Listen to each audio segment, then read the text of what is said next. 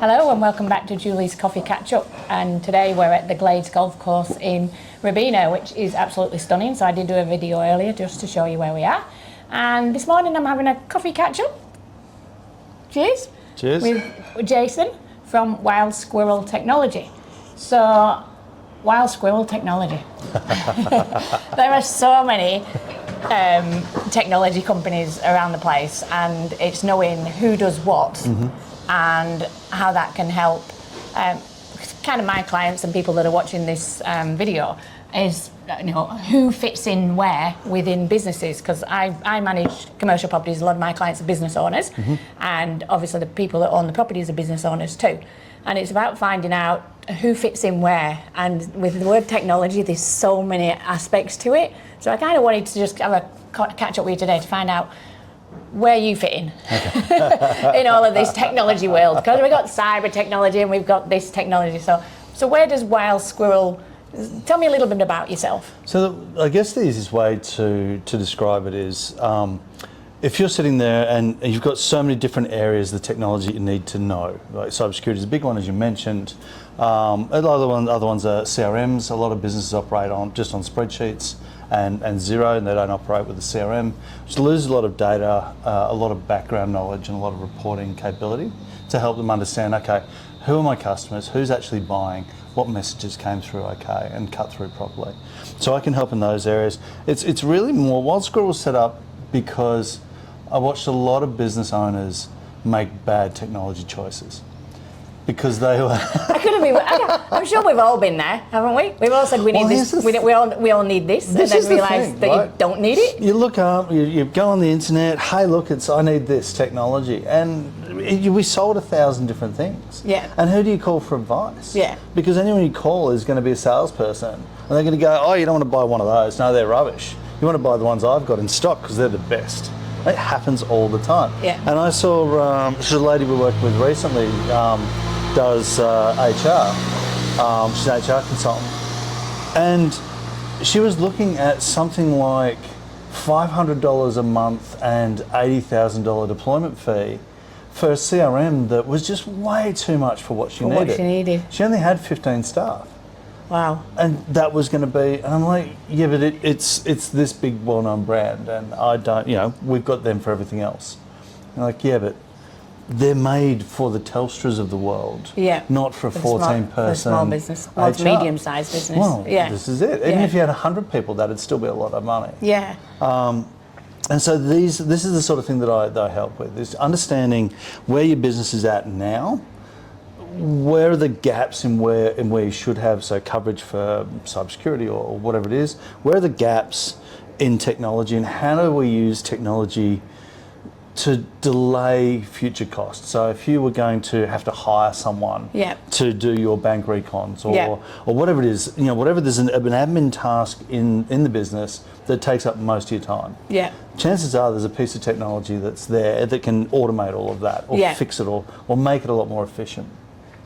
So instead of spending 3 days a week doing that and not doing everything else, you might spend a couple of hours tweaking it a little bit, getting the guardrails up and making sure it stays in a path. Yeah. But the rest of it's taken care of by the technology.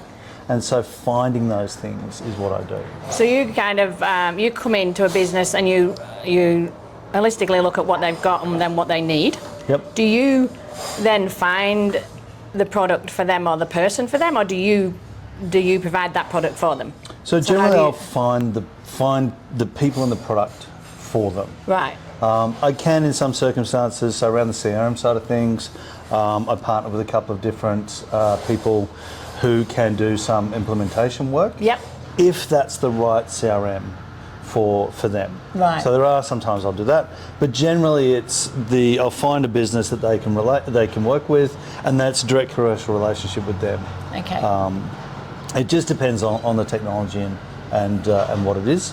But I've found that if you start providing the services yourself, you really just become a sales arm for the company you're referring to. Right, that's right. So in our world, if somebody was finding a property for somebody, then they would be classed as what we call a buyer's agent. Are you a buyer's agent for technology? Yep. Is that basically what you are? Conceptually, that's what it is, right? The buyer's agent doesn't buy the house for you. It just shows you the house you need to Yeah. buy. Yeah. And that's essentially what I will do, and what Wild Squirrel will do. So if you, and can you get better deals that way for that client or not? Do you have like, I don't know, are you in alliance with a number of companies or not? So I've started doing that just recently. Partnerships, partner agreements, because you do access better discounts. There are a few CRMs that will offer a better discount if you go through a different partner. Yeah. So I have started looking at that. Up until now, I've kind of resisted it because I wanted to be independent. Yeah. And I didn't want there to be a perception that, oh, you only selected that product because you're a partner. So Yes, that's right. Right, and so this is I become the thing I started to not become, to help against. So I looked at that, but then I realised, well, okay, but if I can provide a 15% discount or 10% discount on the platform itself, then if it's the right platform and they get a discount, it's even better, right? Yeah. Win-win. Yeah. Right? It'll offset some of the deployment costs and everything. Yeah. So typically your client, who would they be? Generally, you're just going to have a coffee then, weren't you? I just you did. Classic. I bet you do it when people are eating too. Try not to. I think last time we had a coffee catch up and I don't think I actually drank my coffee, and the time before that I was just constantly drinking the coffee, so I'm going to get a balance because it's supposed to be a coffee catch up, but it's like you've got to talk as well, so I'm trying to get a balance. So what, predominantly what is the type of business that you're helping?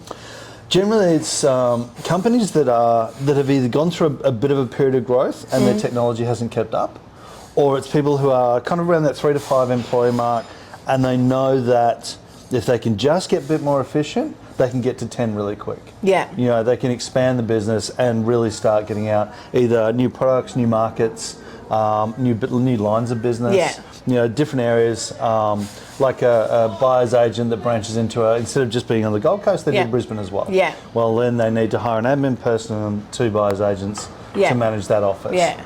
And so it's a similar sort of thing. Yeah. If you're sitting there and you're going, okay, I'm operating, I'm doing okay, great, but my growth, I'm not growing because I need to take on more staff. I can't afford them. Yeah. So okay, well, instead of spending 80 grand a year on that person, maybe spend 20 grand a year on a piece of technology that will do all of that stuff and make it easy for you. Especially with the AI coming in on a lot of this AI as well. AI is a big thing. It's a massive area at the moment. I think there's a lot of hype around it. Yeah. And people are still working it out. Yeah. And people still want to deal with people, eh? So ultimately, So, but there's certain things in the back end of your business that you can automate that doesn't affect the service that you provide. So, like we're small businesses, and the reason we're in the small business world or independence is to offer that service that they're not just numbers and things. So you don't want to take away too much of the face-to-face and everything else to be automated, but you've got to do a particular amount of that so that you can do your job well. Well, this is it, right? Yeah. And it's about trying to get those efficiencies. I spoke with a friend of mine who's a copywriter, and I was like, well, tell me what you think about this whole AI thing. Yeah. He's like, it's great, I use it all the time. Yeah. He said, but it outputs something you'd expect from a first-year university student. Yeah. Or a year 11 student, depending on the subject. Yeah. He said, so anyone who's got 5 or 10 years experience, they're not going to be worried about it. Yeah. It's a tool. Instead of taking me 2 hours to type all this stuff out, it types it out for me in 15 seconds. And then you just read it. Then I add my own research and everything else and go from there. So it provides a baseline, which is great. Yeah. So a lot of business owners obviously are flat chat working in the business, and so do you go and personally sit with them, or can you do things on Teams or on TeamViewer, whatever you call it, get into their system to have a look? So I wouldn't generally log into their systems. No. Because there's a security element to that. Yeah. That you just you'd need audit points. There's a whole range of risks around it I just don't want to take on. Yeah. So I would normally just either be face-to-face or virtual. Yep. Sit down. The workshops, generally it's face-to-face if they're on the Gold Coast or Southeast Queensland. Yeah. Because it's a lot easier to have that conversation. Yeah. It's an hour and a half, and that's a long time to spend on Teams. Yeah. So generally, and I find people are a lot more open to the conversation on if it's face-to-face. Yeah, I think so too. It's still distanced with the Teams and the Zoom things, But so you're talking about like an hour and a half, and that would probably give you a good overview of what somebody needs. Yep. So then you got that overview. Then what do you do?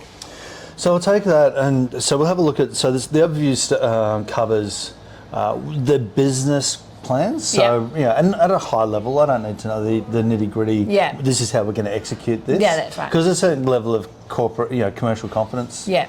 There. Yeah. So we'll kind of understand where they want to be. Okay, what are the main areas that are causing headaches or issues? It's these. Okay, what do you need? Something to. What's the issue there? Is it that the process doesn't work properly? Have you just not mapped out the customer journey? Yeah. Because a lot of businesses have no idea how their customers buy. No, that's true. That's true. Turn up, do this, do that, da da da. What's the actual process? How do you move them through? Yeah. So I've done that with a few people, mostly around coaching, who needed to understand. I've got a client at this stage. Yeah. And I need to get them from that stage through to buying the product. Yeah. So what's the journey? Do I send them an email? Do I publish blogs? Do I do a video podcast? Yeah. Yeah. That sort of thing. Yeah. And how do you get people through those funnels? Yeah.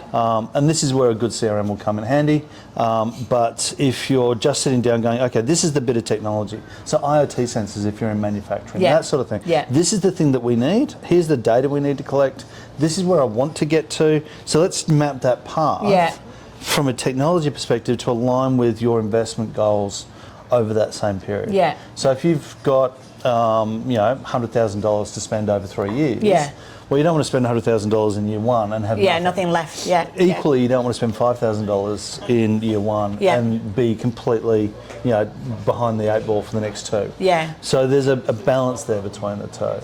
And so helping people through that process is what I do. Yeah. So, I mean, I didn't know all of that, which is so good. And that's why we're doing this, because I know that. And then my clients say to me, do you know anybody? And I go, yep. And I go, yep. And then hopefully they watch the video, they see where they're at themselves, and they think, oh, it's somebody that I can utilise in my business. So where's your background from? Before you started this, where were you before that? What were you? So I did... selling ice creams or something, Actually, I did that when I was 12. There you go. I'm intuitive. But no, so I did enterprise networking for 20 years. So large companies that would have more than one office, usually 10 or 15. Yeah. I think the largest I worked on had close to 100 globally. Wow. Maybe a few more. Just connecting those networks together, keeping the security, getting the security on aligned with the standards, and that sort of stuff. So I did that for 20 years. And about 10 years ago, a bit more, I was sat in a cold server room at 2 o'clock in the morning, my laptop balanced on my hands, and I'm trying to type because there's a cable that isn't quite long enough to reach, and I'm doing all this sort of stuff. And I ring the account manager and say, hey, look, man, I'm not going to get this work completed for the customer tonight. It's 2 in the morning, I'm going to go home, I'm going to hit again tomorrow. He's like, all right, okay, cool. He was out having $50 whiskies with the customer. Yeah. At 2 in the morning. And I'm sitting there in this server room trying to get all this stuff. So I was like, you know what, I'm moving to sales. That's ridiculous. Okay, so I moved over to sales and just had a little bit of luck along the way. And managed to do okay in that. Once I was with Telstra towards at the end there and did a little contract work with FinTech down in Byron. Which was really good fun. But it occurred to me it was really much of the same. Dealing with large companies, taking 18 months to make a decision. The people you're talking to have no real investment in the company, in the company's success. They're just doing a job. And what I loved about talking to the smaller and the business owners is they're really passionate about what they do. And it can be make or break sometimes. If I can save 20 grand a year doing this, I can pay my rent. I can pay my staff. I can do this. There's a lot of things there. And if you can get that right for them and they really care about the results, they're really invested in the outcome, it's a great place to be. And so you just get a much more engaged conversation. And so that's why I moved over from. That's when I started Wild Squirrel, and I'd watched a couple of customers, people I was working with. Let's just say that there are a couple of sales made that I probably wouldn't have pursued. Yeah. But they were, and and at that point I kind of went, you know what, this isn't right. Yeah. I'm not doing that. Yeah. So that's why I went out and said, well, we've got a lot of people selling to the customers. Yeah. There's very few people on the customer side defending them. That's right, giving them advice, and I think people need to be educated. Small business owners or medium-sized business, or any business owner, they're good at what they do. Doesn't necessarily mean that they're good at every aspect of the business. And technology is one of them things that, if you're as old as I am, then when we were younger, we didn't have mobile phones, and then you only got a computer when you were in college. You didn't have them in high school, and technology has gone that fast. And for you to manage your business and to try and keep up with the technology, it's just huge. You just can't. And then you look at all these things come across, and it boggles the mind, and you're not sure what you should be having. And like you say, you go somewhere and they'll sell you a product, and you think, great, and it doesn't solve your problems. And at the end of the day, we want people to solve our problems. So then we can do what we do best in our business. And if you're the advocate that solves the problems or helps to solve the problems by working out what they are in the first place, because if you don't know what it is, how can you solve it? And this is the challenge, right? And you can't be an expert unless you've got a technology background. You're always going to be behind the eight ball. Yeah. Because you just are. It's a discipline in its own. It's like trying to be a biologist and then, I'm going to come in on a weekend and I'm just going to learn everything I need to know about biology. Or marketing. People underestimate the value that marketing brings to a business. I was like, it's just fluffy stuff. I'll just run some Facebook ads. And it just doesn't work that way. No, that's right. And technology is the same. People just assume, I've got a computer at home, so computer for my business is going to be exactly the same. Well, they're just not. No. And there are different requirements. There's different things you need to consider. And so this is where it all comes down to, is that if you try and be an expert in everything and try and save money and cut costs and do it yourself, that can work for a little while, but it's going to explode. It's going to get to a point where you're in too deep. You've spent so much money. And I can't remember what the name of it is. Something like the sunk funds fallacy, or something along those lines. But basically, we've spent 10 grand on this already. I'm going to spend another 10 grand to make it work. Right? Instead of walking away. And you're always chasing that. And it always ends badly. It always ends badly because it just doesn't work that way. You're going to throw the money at it. You need to step back and go, that didn't work. We need to come at this from a different angle. And that's where that independent technology advice really helps. And I think that's a fantastic thing, because you don't hear of it much at all. So we say, like, buyer's agent for technology. We need to be advertising for that, because it's huge. It's huge. So when you're not maybe Mr. Technology Superman, what do you like to do? What's in your spare time? So a lot of the time, I used to do a bit of skydiving. I used to do a bit of snowboarding. Wow. I haven't done that for a while though. Adventure man. Well, the skydiving is great fun, but I lived in the UK, and you'd go to take 2 or 3 hours to get to where you were going, and then you wouldn't get to jump for the weekend because there's a cloud over the Atlantic somewhere. Yeah. I'm like, you know what? I've got other things I can do on a weekend.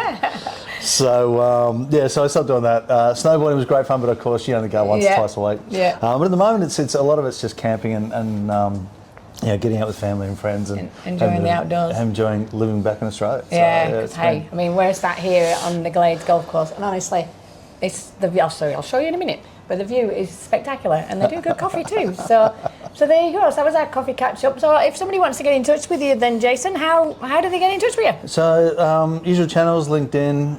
There's a website, wildsquirrel.technology, the details are just on there. So you book in through Calendly with you? Is that how they book in an appointment with you? Or? Just email info@wildsquirrel.technology. Just email through. Let me know what's on your mind, and I'll see what I can do to help. Fantastic. So there you go, Julie's coffee catch up with Jason from Wild Squirrel Technology, and I will send this out to our database so they can just have a listen and see if Jason can help you with your small business. And we'll put it on our YouTube channel, so look out for that. So I'm Julie from Ridgeline Commercial Realty. I help manage, lease and sell commercial properties. So great to speak to you.